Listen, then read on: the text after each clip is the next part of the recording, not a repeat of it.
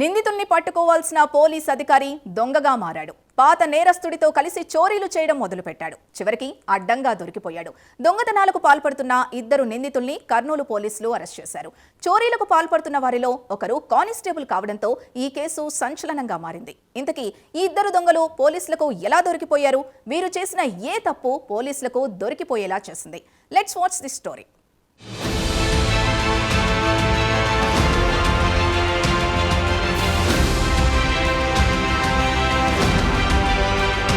కర్నూలు నగరంలో ఇద్దరు దొంగలను పోలీసులు అరెస్ట్ చేశారు. ఇంటికి తాళం వేసి ఇళ్లను టార్గెట్ చేసి దొంగతనం చేస్తున్న నిందితులను ఫోర్త్ టౌన్ పోలీసులు అదుపులో తీసుకున్నారు. ఓ పాత నేరస్తుడితో కలిసి పోలీస్ కానిస్టేబుల్ దొంగతనాలకు పాల్పడడం ఈ కేసులో విశేషం.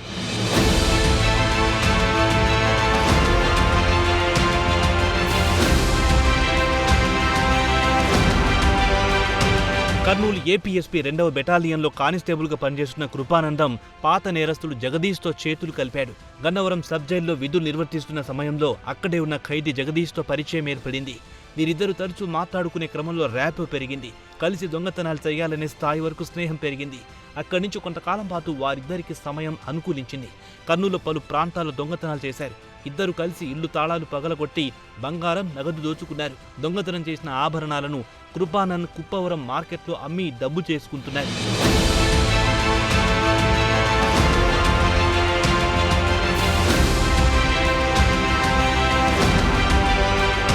కానిస్టేబుల్ కృపానందం పాత నేరస్తుడు జగదీష్ తాజాగా కల్లూరులోని తెలుగు వీధిలో నివాసం ఉంటున్న కార్ డ్రైవర్ గురుస్వామి ఇంటిని టార్గెట్ చేశారు.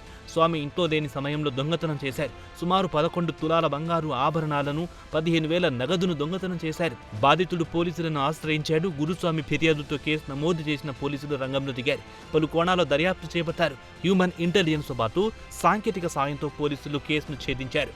దొంగతనం చేసిన ఇద్దరిని గుర్తించారు. వారిద్దరిని అదుపులో తీసుకున్నారు. అరెస్ట్ చేసిన ఇద్దరి నుండి 5 తులాల బంగారు ఆభరణాలను, బైక్ను రికవరీ చేశారు. ఈ కేసు వివరాలను సిఐ విక్రమసింహ వెల్లడించారు.